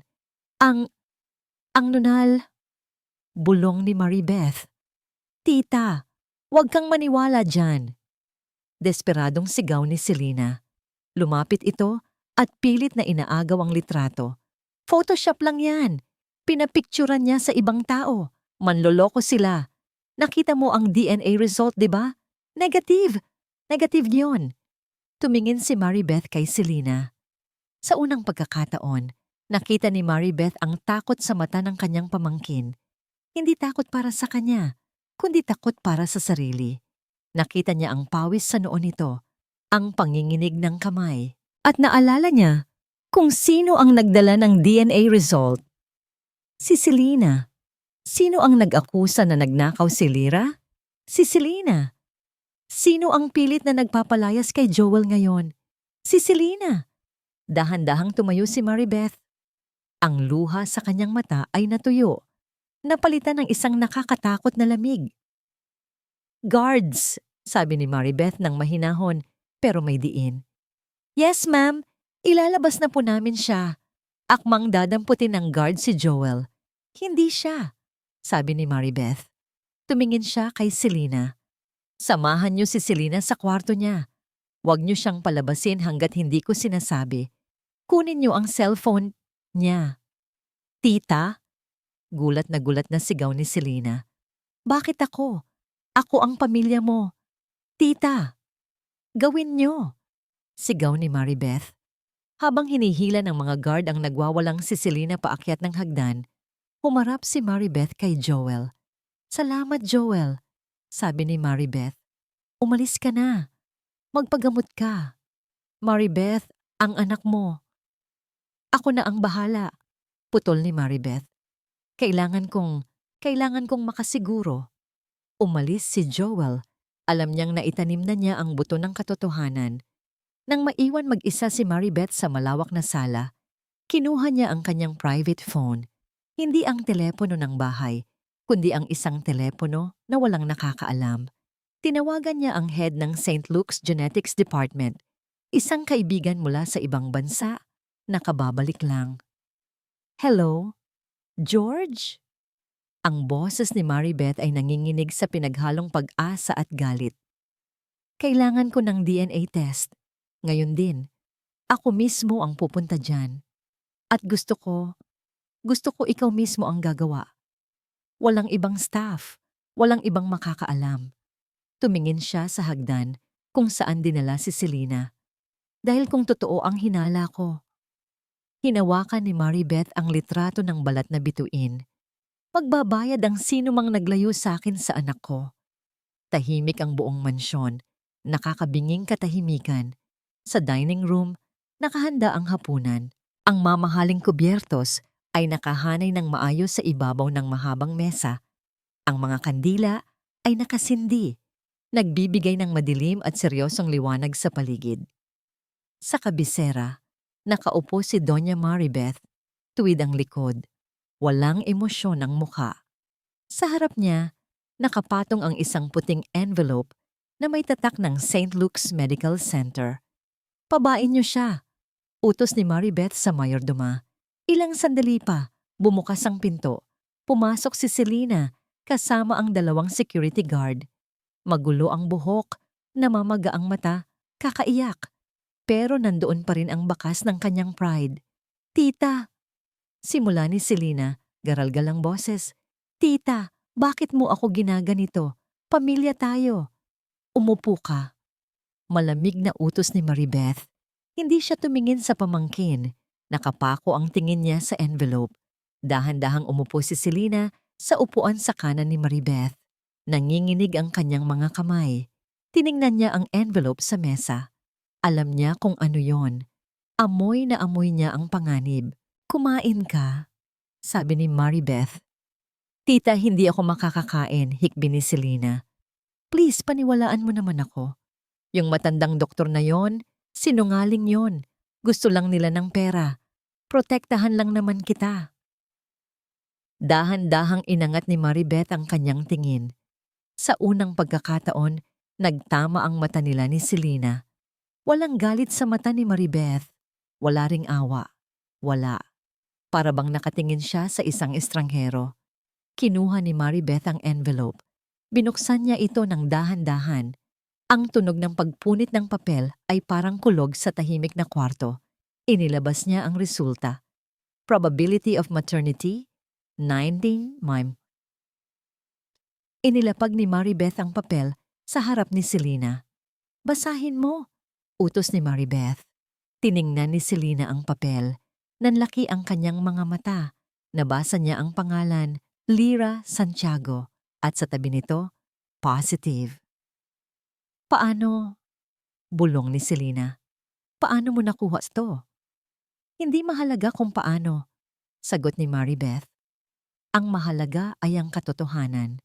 Si Lyra, ang batang ipinahiya ko, ang batang pinalayas ko, ang batang tinawag kong magnanakaw. Siya ang anak ko. Tumayo si Maribeth. Ang kaninang kalmadong aura ay biglang naglaho, napalitan ng isang nag-aapoy na galit. Bakit Selena? Sigaw ni Maribeth. Hinampas niya ang mesa, dahilan para tumumba ang mga baso at kandila. Bakit? Napapikit si Selena sa gulat. Bigla siyang tumayo, umiiyak na. Dahil takot ako. Sigaw pabalik ni Selena. Takot ako na kapag nahanap mo na siya, itatapon mo na lang ako. Buong buhay ko, tita. Nagpapakahirap ako para maging perfect sa paningin mo. Nag-aral ako, nagtrabaho ako sa kumpanya, inalagaan kita. Pero kulang pa rin. Laging yung nawawalang anak mo ang bida. Laging siya ang hinahanap mo. Kaya mo siya inilayo sa akin? Sumbatan ni Maribeth. Tumutulo na rin ang luha. Kaya mo siya pinalabas na magnanakaw? Kaya mo siya pinahirapan? Oo. Pag-amin ni Selena habang tumatawa ng parang baliw sa gitna ng yak. Dahil ayaw kong mawala ang lahat sa akin. Akin dapat ang mana. Akin dapat ang kumpanya. Ampun lang ako, tita. Ampun lang. Kailangan kong protektahan ang sarili ko. Paak! Isang malakas na sampal ang nagpatigil kay Selena. Mas malakas kaysa sa sampal na ibinigay ni Maribeth kay Lyra noon. Napahawak si Selena sa pisngi niya. Lumapit si Maribeth sa kanya. Hinawakan niya ang kamay ni Selena. Ang kamay na may suot na singsing na may malaking diamante. Ang singsing na ito, bulong ni Maribeth, habang marahas na hinuhuhubad ang singsing mula sa daliri ni Selena. Ito ay para sa anak ko. Para kay Lyra. Hindi ito sayo. Hindi kailanman naging sayo. Nakuha ni Maribeth ang singsing. Umalis ka. Tita. Umalis ka. Sigaw ni Maribeth. Ang boses ay parang hayop na nasugatan. Umalis ka sa pamamahay ko bago kita ipakulong. Huwag ka nang magpapakita sa akin. Wala akong pamangkin na demonyo. Natakot si Selena. Nakita niya sa mata ni Maribeth na seryoso ito. Wala na siyang kakampi. Wala na siyang kapangyarihan. Tumakbo si Selena palabas ng dining room, palabas ng mansyon. Dala lang ang damit na suot niya. Paglabas niya ng gate, lumingon siya sa mansyon na dati ay tahanan niya. Ang luha sa kanyang mata ay natuyo, napalitan ng puot. Hindi pa tayo tapos, Lyra. Bulong ni Selena sa dilim. Kung hindi mapupunta sa akin ang lahat, sisiguraduhin kong wala ring mapupunta sa'yo. Sa loob ng mansyon, naiwan si Maribeth na nakaluhod sa sahig, yakap ang resulta ng DNA. Umiiyak siya nang walang humpay. Anak ko! Diyos ko! Ang anak ko! Ang batang pinagtabuyan niya. Ang batang sinaktan niya. Anak niya pala. Biglang tumunog ang telepono sa mesa. Pinilit ni Maribeth na tumayo at sagutin ito. Umaasa siyang si Lyra ito. Hello, Mrs. Villanueva? Boses ng isang lalaki. Pamilyar. Si Dr. Joel. Nasa ospital kami ngayon. Joel, alam ko na. Alam ko na ang totoo. Mabilis na sabi ni Maribeth, puno ng excitement. Anak ko siya. Positibo. Pupuntahan ko kayo dyan. Saan kayo? Gusto ko siyang yakapin. Tahimik sa kabilang linya. Joel? Maribeth. Malungkot ang boses ni Joel. Huwag ka munang umasa na yayakapin ka niya. Dahil ngayon, kakatapos lang niyang mawalan ng ina. Nanlamig si Maribeth. Anong ibig mong sabihin? Patay na si Nanay Ising, sagot ni Joel. Ang nagpalaki sa kanya. Ang tinuturing niyang tunay na ina. At Maribeth, galit na galit siya sa mundo ngayon. Galit siya sa'yo. Nabitawan ni Maribeth ang telepono. Ang tagumpay ng paghahanap ay napalitan ng bigat ng katotohanan. Nahanap nga niya ang anak niya, pero baka huli na ang lahat para maging ina rito. Ang amoy ng ospital ay parang laso na sumasakal kay Maribeth. Driver, sa PGH, bilis! Utos niya habang ang Mercedes-Benz nila ay lumilipad sa kalsada ng Maynila.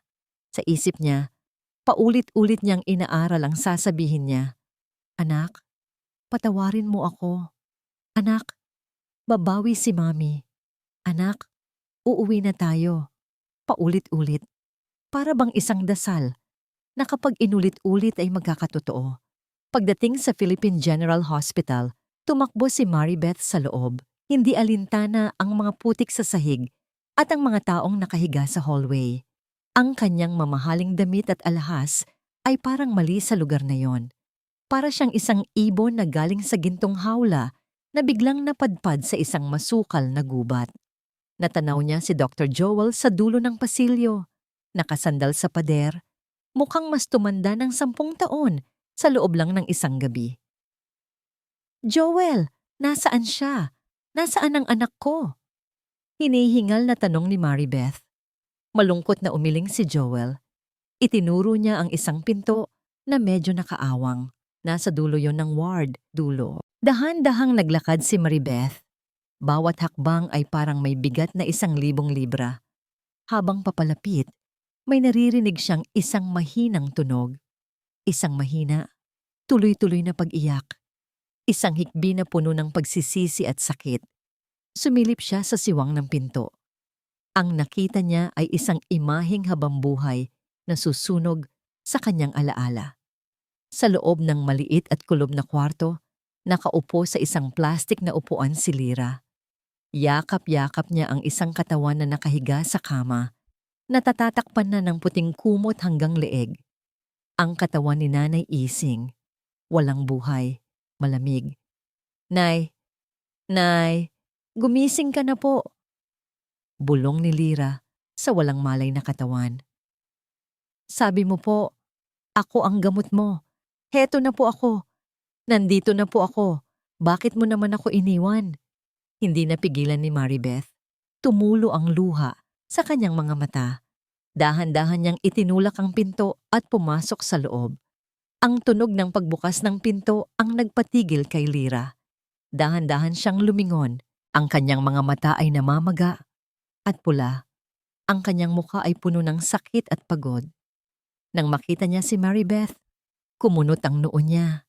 Tila hindi pa nagproseso sa utak niya kung sino ang kaharap. Anak!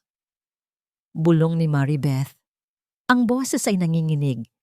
Inilahad niya ang kanyang kamay na para bang inaabot ang isang mailap na paru-paro. Anak ko! Biglang nanlaki ang mga mata ni Lyra. Ang pagkalito ay napalitan ng gulat at pagkatapos ng isang bagay na mas masakit pa sa galit. Poot. Anong ginagawa mo dito? Ang boses ni Lyra ay mahina pero matalim. Naligaw ka yata, Donya. Hindi ito ang mansyon mo. Isa itong morgue. Lyra anak, pakinggan mo ako. Lumapit pa si Maribeth. Alam ko na ang lahat. Ako ang tunay mong ina. Sa halip na matuwa, tumawa si Lyra. Isang tawang walang saya. Isang tawang puno ng pait. Ina? Tumayo si Lyra. Ang ina ko? Heto. Itinuro niya ang katawan ni Nanay Ising. Patay na. At alam mo kung bakit siya namatay. Lumapit si Lyra kay Maribeth. Bawat hakbang niya ay may bigat. Bawat salita niya ay parang punyal. Namatay siya dahil wala tayong pera. Namatay siya dahil kailangan kong magtrabaho sa party mo para lang may pambili ng gamot. Namatay siya dahil sa halip na sweldo, kahihiyan ang ibinigay mo sa akin. Sumigaw si Lyra. Ang boses ay basag na. Namatay siya dahil yung perang dapat sana ay magliligtas sa kanya. Tinapon mo lang sa mukha ko na parang basura. Kasalanan mo to. Kasalanan mong lahat.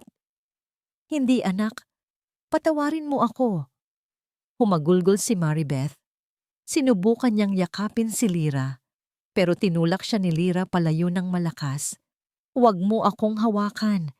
At lalong-lalo na, huwag mo akong tawaging anak. Ang nanay ko ay hindi ako tinatratong magnanakaw. Ang nanay ko ay hindi ako ipinapahiya sa harap ng maraming tao. Yumakap si Lyra pabalik sa malamig na katawan ni Nanay Ising. Siya ang nanay ko.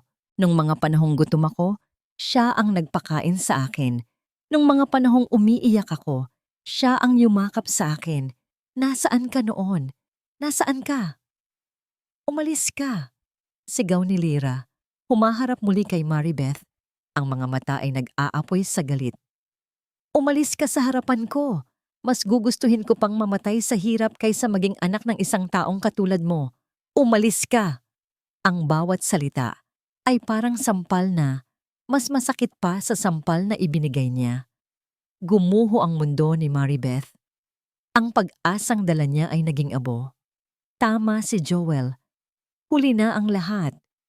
Sa sobrang bigat ng emosyon, pagod, at gutom, biglang nanghina si Lyra. Umiikot ang kanyang paningin. Ang imahe ng galit niya kay Maribeth ay unti-unting dumilim. Lyra. Bumagsak ang katawan ni Lyra. Pero bago pa man siya tumama sa sahig, isang pares ng mga braso ang mabilis na sumalo sa kanya. Ang mga braso ni Maribeth. Sa wakas, nayakap din niya ang kanyang anak. Pero hindi sa isang masayang pagkikita. Hindi sa isang mainit na pagtanggap. Niyakap niya ang anak niyang walang malay dahil sa sakit na siya mismo ang may kagagawan. Ang unang pumasok sa kamalayan ni Lyra ay ang amoy. Hindi ito ang amoy ng PGH. Walang amoy ng dugo, walang amoy ng suka, walang amoy ng kahirapan. Ang amoy ay malinis. Amoy antiseptiko, pero may halong mamahaling air freshener. Ang pangalawa ay ang pakiramdam. Malambot ang hinihigaan niya. Malamig ang kumot na nakabalot sa kanya. Hindi ito ang magaspang na banig o ang matigas na stretcher ng ospital. Dahan-dahan niyang iminulat ang kanyang mga mata. Puting-puti ang kisame. Sa gilid, may isang malaking bintana kung saan tanaw ang mga nagtataasang gusali ng Makati. May flat screen TV sa pader. May sofa sa isang sulok. At sa tabi ng kanyang kama, nakaupo sa isang komportableng upuan, ay si Maribeth Villanueva. Hindi ito ang donya na nakita niya sa mansyon. Ang buhok nito ay bahagyang magulo. Ang mamahaling damit ay lukot na. Walang lipstick. Namamaga ang mga mata. At may mga bakas ng tuyong luha sa pisngi. Mukha siyang pagod. Mukha siyang talunan. Napabalikwas ng bangon si Lyra. Agad niyang kinapa ang kanyang sarili. Nakasuot siya ng hospital gown. May dextrose na nakakabit sa kanyang kamay. Nasaan ako? Anong ginawa mo sa akin? Sigaw ni Lyra. Ang galit ay mabilis na bumalik. Nasa St. Luke's ka. Mahinang sagot ni Maribeth. Hinimatay ka kagabi. Dinala kita dito. Bakit? Para pagtawanan ako? Para ipakita sa akin ang itsura ng ospital ng mayayaman bago ako mamatay sa hirap? Sarkastikong sabi ni Lyra. Hindi. Umiling si Maribeth at muling tumulo ang luha. Dinala kita dito dahil anak kita. Hinintay ni Maribeth ang reaksyon ni Lyra. Inaasahan niya ang sigaw, ang galit, ang pagwawala. Pero wala. Natahimik si Lyra. Tumingin lang siya kay Maribeth. Ang kanyang mga mata ay blanko. Para bang narinig niya ang sinabi nito, pero hindi ito pumasok sa puso niya. Dahan-dahang inilahad ni Maribeth ang lahat. Ikinuwento niya ang tungkol sa sunog, ang kwintas, ang paghahanap niya sa loob ng 25 taon. Ikinuwento niya ang tungkol sa panloloko ni Selena, sa pinalitan na DNA test, sa lahat ng kasinungalingan. Patawarin mo ako, anak. Humagulgol si Maribeth. Nagkamali ako. Nabulag ako ng galit, ng takot, na baka maloko na naman ako. Hindi ko nakita ang katotohanan na nasa harap ko na pala. Patawarin mo si Mami. Hindi kumibo si Lyra. Ang impormasyon ay parang alon na humahampas sa kanya, pero hindi siya natitinag. Manhid. Pagod na ang puso niya para makaramdam pa ng anuman. Matapos ang mahabang katahimikan, nagsalita si Lyra. Ang boses niya ay walang emosyon. Kaya pala, bulong niya. Kaya pala ganoon na lang ang galit mo sa kwintas. Dahil sa'yo to, hindi ba? Oo, anak. Regalo ko yan sa'yo. Muling natahimik si Lyra. Pagkatapos, tumingin siya ng diretso sa mga mata ni Maribeth. Inakita sa dugo, Doña Maribeth, sabi ni Lyra. Ang bawat salita ay mabagal at malinaw. Pero si Nanay Ising ang ina ko sa puso. At ngayon, kailangan niya ako. Kailangan kong asikasuhin ang burol niya. Sa gulat ni Maribeth, biglang hinablot ni Lyra ang tubo ng dextrose sa kanyang kamay. Namilipit siya sa sakit, pero hindi niya ininda. Dumugo ang likod ng kanyang palad. Anong ginagawa mo? Sigaw ni Maribeth. Uuwi na ako, sabi ni Lyra habang pilit na bumababa sa kama. Kailangan kong umuwi sa tunay kong ina. Pero ako na ang bahala sa lahat. Nagpapanik na sabi ni Maribeth. Ang pinakamagandang burol, sa pinakamahal na funeral home, babayaran ko lahat. Huminto si Lyra at muling hinarap si Maribeth. Sa unang pagkakataon, may nakitang emosyon si Maribeth sa mata ni Lyra. Awa. Naaawa si Lyra sa kanya. Hindi nabibili ang pagmamahal, Donya, sabi ni Lyra. At lalong hindi nabibili ang pagluluksa. Ang kailangan ni Nanay Ising ngayon ay ang dasal at pagmamahal ko, hindi ang pera mo. Hinubad ni Lyra ang hospital gown at isinuot ang kanyang lumang damit na nakatupi sa isang upuan. Naglakad siya papunta sa pinto. Anak, sandali! Saan ka pupunta? Huwag mo akong iwan! Sigaw ni Maribeth. Sinusubukang habulin si Lyra. Huminto si Lyra sa may pinto, pero hindi siya lumingon. Hindi kita iniiwan, sabi ni Lyra, dahil hindi ka naman naging parte ng buhay ko para iwanan. Binuksan niya ang pinto at lumabas. Isinara niya ito ng dahan-dahan, pero ang tunog nito ay parang isang malakas na sampal sa mukha ni Maribeth. Naiwan si Maribeth na mag-isa sa malawak at malamig na kwarto. Napaluhod siya sa sahig, umiiyak ng walang tunog. Lahat ng yaman niya, lahat ng kapangyarihan niya, walang kwenta. Pumasok sa kwarto si Dr. Joel. Nakita niya si Maribeth na nakalugmok sa sahig. Nilapitan niya ito at tinapik sa balikat. Joel, hikbi ni Maribeth. Tinanggihan niya ako. Tinanggihan niya ang tulong ko, ang pera ko. Tumingin si Dr. Joel sa kaibigan niya ng may awa. Huwag mong gamitin ang pera mo, Maribeth. Ano pa bang gagamitin ko? Yan lang ang meron ako. Gamitin mo ang puso mo, sagot ni Joel. Ipakita mo sa kanya na hindi lang ang yaman ng mga Villanueva ang kaya mong ibigay. Ipakita mo sa kanya ang pagmamahal ng isang ina na natuto ng magpakumbaba. Ang hangin sa Barangay San Roque ay mabigat. Amoy kandilang natutunaw, amoy kape, at amoy ng sama-samang pagluluksa. Sa maliit na basketball court ng barangay, na pansamantalang ginawang kapilya, nakalagay ang isang simple at murang puting kabaong. Sa loob, nakahimlay ang payapang mukha ni Nanay Ising. Sa isang sulok, nakaupo si Lyra. Suot ang itim na damit na hiram lang sa kapitbahay, tahimik siyang nagmamasid sa mga taong dumarating. Ang mga kapitbahay nila, mga katrabaho sa karinderya, mga kaibigan niyang kapos palad din, lahat sila ay nag-abot ng kaunting tulong. May nagdala ng biskwit, may nag-abot ng 20 pesos, may nagtimpla ng kape para sa mga nakikilamay. Ito ang mundo ni Lyra. Isang mundong mahirap sa pera, pero mayaman sa pakikiramay. Biglang tumahimik ang mga nagchichismisan sa labas. May isang itim na van na huminto sa bungad ng eskinita. Bumukas ang pinto. Bumaba si Maribeth Villanueva. Walang alalay, walang bodyguards. Ang suot niya ay isang simpleng itim na blouse at itim na pantalon. Walang alahas, maliban sa isang maliit na hikaw. Ang buhok niya ay nakatali lang sa isang simpleng ponytail. May dala siyang isang pompon ng puting bulaklak na patingin ang lahat.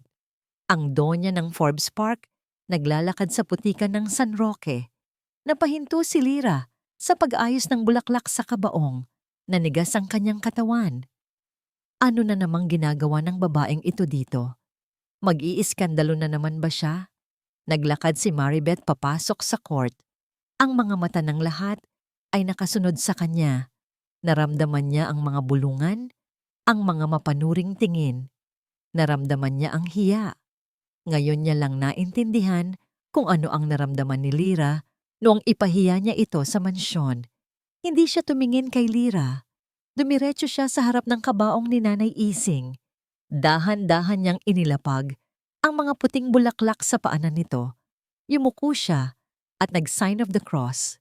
Salamat po, bulong ni Maribeth, sapat lang para marinig ng mga nasa malapit. Salamat po sa pag-aalaga sa anak ko. Pagkatapos, sa halip na umupo sa bakanteng upuan sa harap, umikot siya. Naglakad siya papunta sa sulok kung saan nagtitimpla ng kape ang mga matatandang babae. Ako na po dyan, Ale, sabi ni Maribeth sa isang matanda na hirap nang magbuhat ng takore. Nagulat ang matanda. Naku ma'am, wag na po. Kami na po dito. Okay lang po, ngumiti si Maribeth. Isang nangiting pagod pero totoo. Gusto ko pong tumulong. Kinuha niya ang takure at nagsimulang magsali ng mainit na tubig sa mga basong papel. Medyo nanginginig ang kamay niya. Hindi siya sanay. Natalsikan siya ng mainit na tubig at napaso ng bahagya, pero hindi niya ininda. Mula sa kanyang kinauupuan, pinanood ni Lyra ang bawat kilos ni Maribeth. Nakakunot ang noo niya. Hindi niya maintindihan. Bakit ito nagpapakahirap? Bakit ito nakikisalamuha sa kanila? 1 oras ang lumipas. 2 oras. Nandoon pa rin si Maribeth. Nagwalis siya ng mga upos ng sigarilyo sa labas. Naghugas siya ng mga tasa sa isang drum ng tubig sa gilid ng court. Ang kanyang mga kamay na dati ay laging malinis at nakamanicure. Ngayon ay basa at may bula ng sabon. Ang mga kapitbahay na dati ay nagbubulungan. Ngayon ay lumalapit na sa kanya. "Ma'am, kape po kayo." Alok ng isang lalaki. "Salamat," sagot ni Maribeth at tinanggap ang kape sa basong papel. Nanonood lang si Lyra. Ang pader ng galit sa puso niya ay hindi pa gumuho, pero parang may maliliit na bitak na nagsisimulang lumitaw. Nakikita niya ang sinseridad, nakikita niya ang pagsisikap. Biglang may dumating na isang grupo ng mga lalaking mukhang lasing at siga. Mga taga-ibang barangay.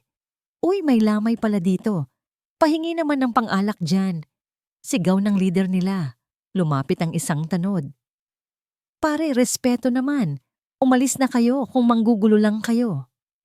Aba, lumalaban ka pa. Itinulak ng siga ang tanod. Nagsimula ang gulo. Nagtayuan ang mga tao. Nagtakbuhan ang mga bata. "Hoy, yung abuloy, akin na yan." Sigaw ng siga at akmang hahabluti ng kahon ng donasyon sa tabi ng kabaong. Akmang haharang si Lyra, pero may naunang humarang sa kanya. Si Maribeth. Tumayo si Maribeth sa pagitan ng mga siga at ng kabaong ni Nanay Ising. Itinaas niya ang kanyang kamay. "Huwag niyong babastusin ang patay," matapang na sabi ni Maribeth. Ang boses niya ay hindi pa sigaw, pero may bigat at awtoridad. "Sino ka ba? Matanda ka." Tinangka siyang itulak ng siga. Pero bago pa man dumapo ang kamay ng lalaki kay Maribeth, isang malakas na suntok ang tumama sa panga nito. Si Dr. Joel kasama ang 2 pulis. "Subukan niyong gumalaw. Sa kulungan ang bagsak niyo," seryosong sabi ni Joel. Natakot ang mga siga at mabilis na nagtakbuhan palayo. Bumalik ang kapayapaan sa lamay. Humarap si Maribeth kay Lyra, nag-aalala. "Ayos ka lang ba, anak?" Hindi sumagot si Lyra. Tumingin siya sa kamay ni Maribeth. May kaunting galos ito dahil sa pagkakabangga sa upuan kanina. Kumuha si Lyra ng bulak at betadine mula sa first aid kit ng barangay. Lumapit siya kay Maribeth. Walang nagsasalita. Hinawakan ni Lyra ang kamay ni Maribeth at dahan-dahang ginamot ang sugat. Ito ang unang pagkakataon na nagdikit ang kanilang mga balat na walang galit. Walang pagtulak, walang pag-iwas. Ramdam ni Maribeth ang init ng kamay ni Lyra. Ramdam ni Lyra ang panginginig ng kamay ni Maribeth. Pagkatapos gamutin, binitawan ni Lyra ang kamay ni Maribeth. Tumingin siya sa mga mata nito. "Bakit?" Mahinang tanong ni Lyra. "Bakit niyo to ginagawa?" Tumingin si Maribeth sa kabaong ni Nanay Ising at pagkatapos ay bumalik ang tingin kay Lyra. May luha na namumuo sa kanyang mga mata. Dahil 20 na taon akong huli, garalgal ang boses ni Maribeth. 20 taon akong wala para protektahan ka. Ayoko nang mahuli ulit. Kahit 1 segundo. Gabi ng huling lamay. Tahimik na ang paligid. Ang mga kapitbahay ay nagsiuwian na. Ang natira na lang sa basketball court ay si Lyra, si Dr. Joel at si Maribeth. Natahimik na nakaupo sa isang monoblock chair sa di kalayuan. Sa loob ng 3 araw, hindi umalis si Maribeth. Natulog siya sa barangay hall. Kumain siya ng kung anong pagkain ang inihain ng mga kapitbahay. Nakipagkwentuhan siya sa mga matatanda. Nakinig siya sa mga kwento tungkol sa kabutihan ni Nanay Ising at higit sa lahat, pinanood niya si Lyra mula sa malayo. Pinanood niya kung paano ngumiti si Lyra Kapag may nagpapaalala ng masasayang alaala ni Nanay Ising, pinanood niya kung paano ito umiyak sa gabi kapag akala niya ay walang nakakakita. Nakilala niya ang anak niya hindi sa pamamagitan ng salita, kundi sa pamamagitan ng pagmamasid. Malapit ng ilibing bukas, sabi ni Dr. Joel habang inaabutan ng kape si Lyra. Handa ka na ba? Umiling si Lyra. Hindi ko po alam, Doc. Parang hindi ko yata kaya. Kaya mo yan, sabi ni Joel. Tumingin siya sa direksyon ni Maribeth. At hindi ka nag-iisa. Napatingin din si Lyra kay Maribeth. Nakayuko ito tila malalim ang iniisip. Sa liwanag ng ilaw poste, kitang-kita ang pagod sa mukha nito. Ang dating makapangyarihang donya ay mukha ng ordinaryong ina na nag-aalala. Biglang bumuhos ang malakas na ulan. Mabilis na nagtakbuhan ang mga tao para isilong ang mga upuan at lamesa. Yung kabaong, sigaw ng isang tanod. Baka mabasa. Mabilis na kumilos ang mga kalalakihan para itulak ang kabaong sa mas isilong na bahagi ng court. Pero sa pagmamadali, natabig ng isa sa kanila ang isang stand ng mga bulaklak. Tumumba ang stand, dire-diretsyong babagsak. Kay Lyra, walang nakapansin. Lahat ay abala sa pagliligtas ng mga gamit, maliban sa isa. Lyra! Isang sigaw na puno ng panik at takot. Bago pa man mag-react si Lyra, naramdaman niyang may malakas na tumulak sa kanya. Kasunod noon ay isang malakas na kalabog.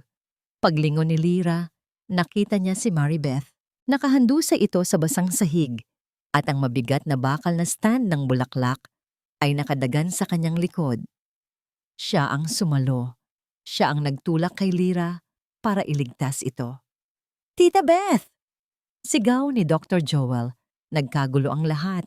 Mabilis na binuhat ng mga kalalakihan ang stand. Diyos ko, Maribeth! Nanginginig na lumapit si Lyra. Nakita niya ang malaking galos sa braso ni Maribeth. Nakita niya ang sakit sa mukha nito habang pilit na bumabangon, tinutulungan ni Dr. Joel. Ayos ka lang ba? Tanong ni Joel habang sinusuri ang likod ni Maribeth. Baka may nabali sa'yo. Dalhin ka na namin sa ospital. Hindi. Ayos lang ako, sabi ni Maribeth, habol ang hininga. Hindi siya tumingin kay Joel. Ang mga mata niya ay nakatingin lang sa isang tao, kay Lyra. Ikaw anak, garalgal ang boses ni Maribeth. Ayos ka lang ba?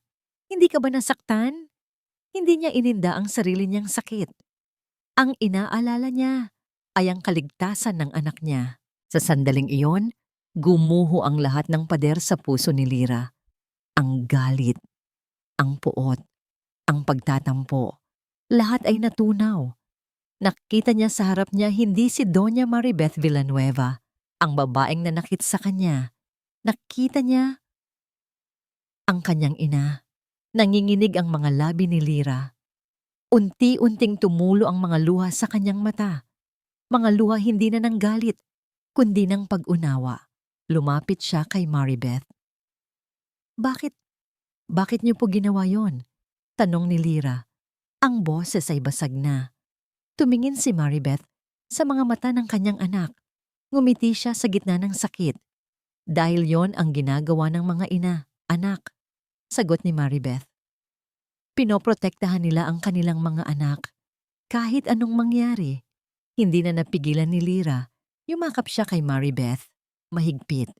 Sa gitna ng ulan, sa isang basketball court sa barangay San Roque, sa harap ng kabaong ng babaeng nagpalaki sa kanya, sa wakas ay niyakap ni Lyra ang babaeng nagbigay buhay sa kanya. Mama. Ang salitang yon na 25 taong hinintay ni Maribeth ay sa wakas narinig na niya. Niyakap niya pabalik si Lyra at umiyak silang dalawa sa ilalim ng ulan. Isang iyak ng sakit, ng pagsisisi at ng panibagong pag-asa. Kinabukasan, pagkatapos ng libing, tumila na ang ulan. Sumikat ang araw, ang mga sinag nito ay tumatagos sa mga butas ng yero ng barong-barong ni Nanay Ising. Nasa loob si Lyra. Nag-iimpake ng kanyang iilang gamit. Ang mga damit ni Nanay Ising ay maingat niyang tinupi at inilagay sa isang karton. Ang bawat damit ay may kasamang alaala, may kasamang luha. Tahimik lang siyang pinapanood ni Maribeth mula sa may pintuan. Hindi siya pumapasok, hindi siya nagsasalita. Nagbibigay siya ng espasyo. Hinihintay niya ang anak niya. Nang matapos si Lyra, humarap siya kay Maribeth. May dala siyang maliit na bag. Iyon na ang buong buhay niya. Saan ka pupunta? Mahinang tanong ni Maribeth, takot sa posibleng sagot. Hindi ko pa po alam, aminado si Lyra. Siguro, mangungupahan muna ako sa malapit, maghahanap ng bagong trabaho. Pero, ang bahay, ang mansyon, bahay mo yon anak, umuwi ka na sa akin, pakiusap ni Maribeth. Umiling si Lyra, pero may ngiti sa kanyang mga labi. Isang maliit at mahinang na ngiti. Hindi pa po ako handa, sabi ni Lyra. Masyadong malaki ang mansyon niyo. Masyadong magara. Baka maligaw po ako doon. Ang mundo ko po. Heto lang. Iginala niya ang tingin sa maliit na barong-barong. Simple lang. Nalungkot si Maribeth, pero hindi siya namilit. Tumango siya. Naiintindihan ko. Dumukot si Maribeth sa kanyang bulsa. Inilabas niya ang isang bagay, ang kwintas na bituin. Pero iba na ito ngayon. Ang pilak ay kumikinang, parang bago. Ipinakintab ito. Ang kadena ay inayos.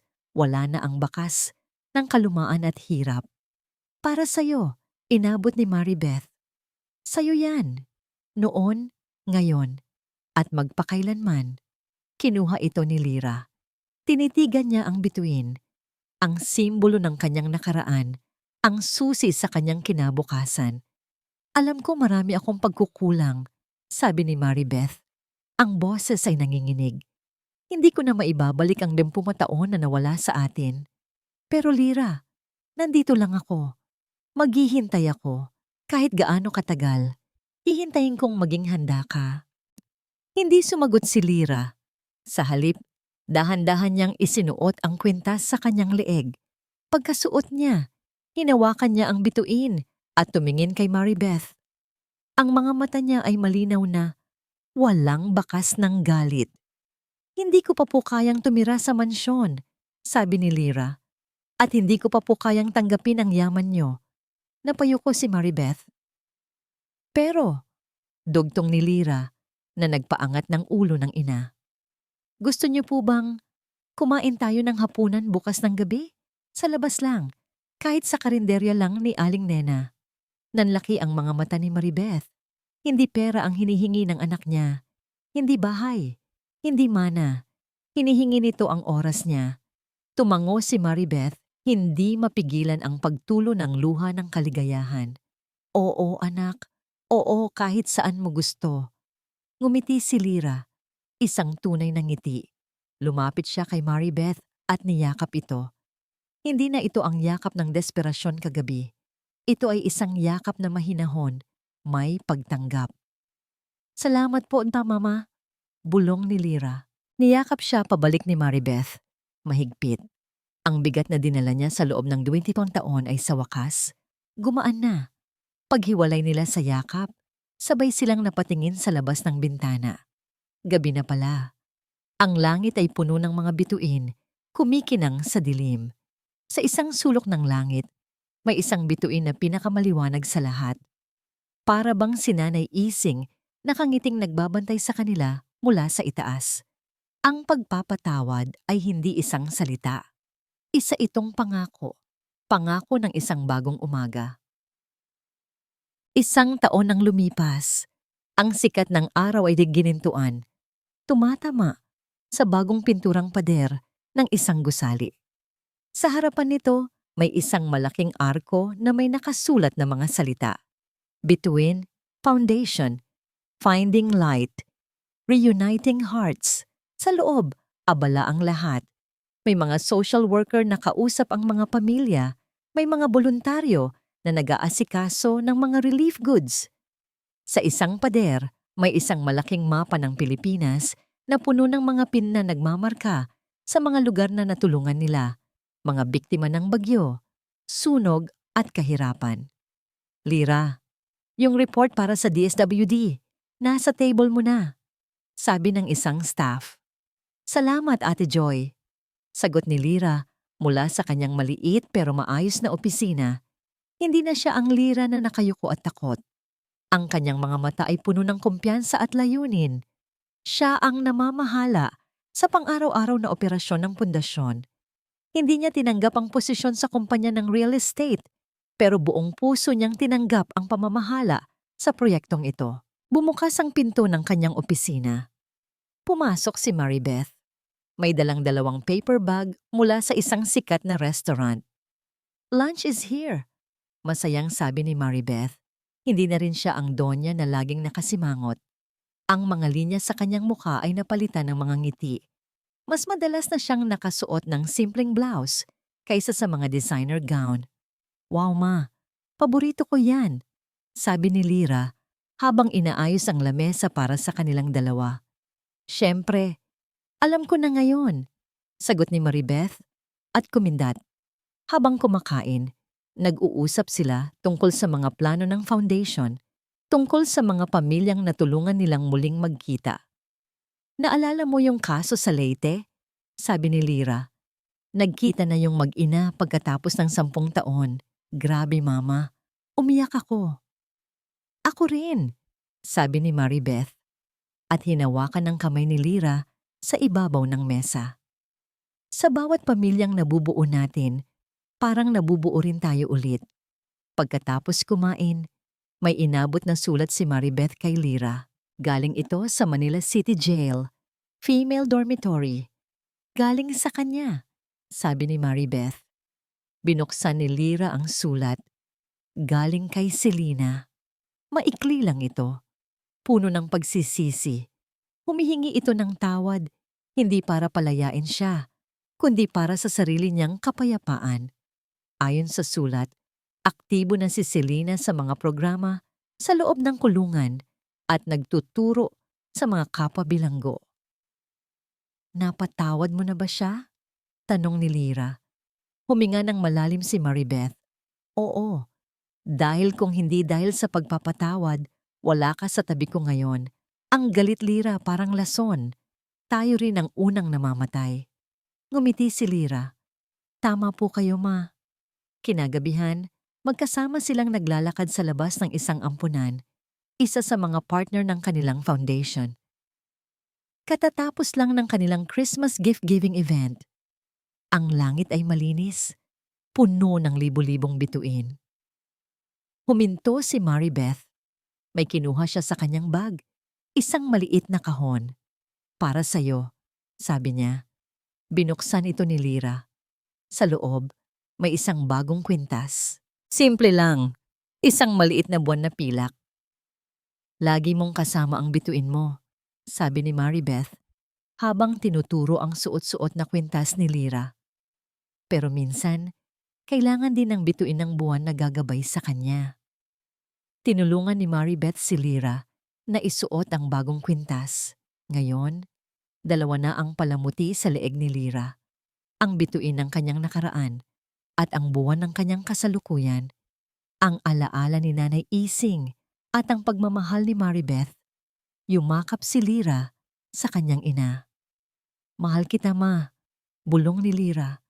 Mahal na mahal din kita, aking bituin. Sagot ni Maribeth habang hinahaplos ang buhok ng kanyang anak. Sa ilalim ng kalawakan, ang 2 pusong sinubok ng tadhana, pinaghiwalay ng kasinungalingan at pinagbuklod muli ng pagpapatawad ay sa wakas nakahanap ng kanilang kapayapaan. Ang kwento nila ay hindi tungkol sa paghahanap sa nawala, kundi sa pagbuo ng isang bagay na mas matatag pa.